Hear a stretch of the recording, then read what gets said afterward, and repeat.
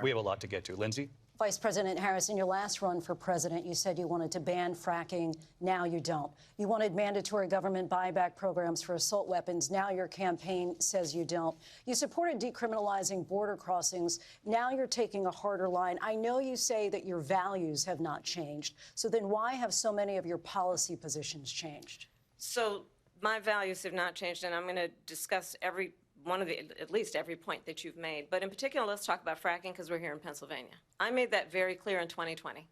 I will not ban fracking.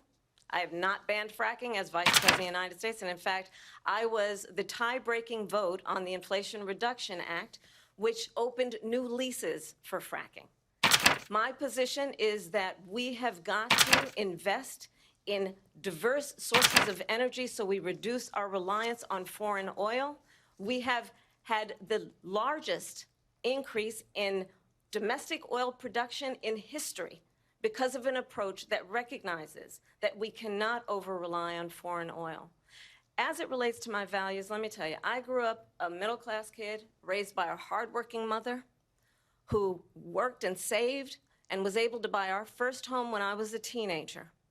The values I bring to the importance of home ownership, knowing not everybody got handed $400 million on a silver platter and then filed bankruptcy 6 times, is a value that I bring to my work to say we are going to work with the private sector and home builders to increase 3 million homes, increase by 3 million homes by the end of my first term.